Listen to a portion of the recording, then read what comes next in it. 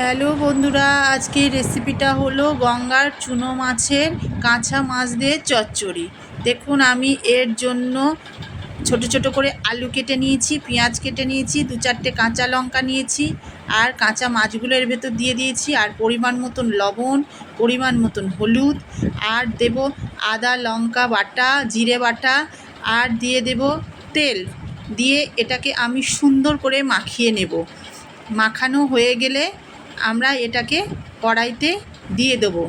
দেখুন কত সুন্দর মাখা হয়ে গেছে, মনে হচ্ছে অর্ধেক তরকারি হয়ে গেছে এখানে। আর এটা গরম ভাতে খেতে খুব সুন্দর লাগে, মাছগুলো একটু ভাঙেও না, আর টেস্ট খুবই সুন্দর হয়। আপনারা করে খেয়ে দেখলেই বুঝতে পারবেন যে কতটা টেস্ট লাগে। এবার দেখুন, আমি কড়াইতে গরম বসিয়ে দিয়েছি কড়াইটা। এবার কড়াইতে একটু তেল দিয়ে দেবো, সামান্য তেল দিয়ে এটা গরম হলে আমি ওই মেখে রাখা আলু আর চুনো মাছটা এবার এর মধ্যে দিয়ে দেব। দিয়ে দেখুন, আমি একটু নাড়িও নাই চাড়ি না, কিন্তু এইভাবেই দেয়া থাকবে।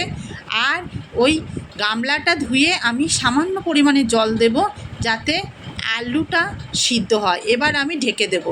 দেখুন কত সুন্দর আমাদের চুনো মাছ চচ্চড়ি হয়ে গেছে। এইবার আমরা এটাকে নামিয়ে নেব। আপনারা এইভাবে করে খেয়ে দেখবেন। আপনাদের যদি ভালো লাগে কমেন্ট করে জানাবেন। আর আমার ফেসবুক চ্যানেলটিতে ফলো করে দিয়েন, শেয়ার করে দিয়েন, আর আমার ইউটিউব চ্যানেলটিতে সাবস্ক্রাইব শেয়ার করে দিয়েন। দেখুন কত সুন্দর তেল ছেড়ে দিয়েছে।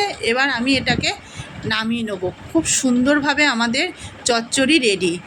দেখুন বন্ধুরা কত সুন্দর হয়েছে। আপনারা এটা না খেলে বুঝতেই পারবেন না এর স্বাদ কতটা। আপনারা খেয়ে দেখবেন।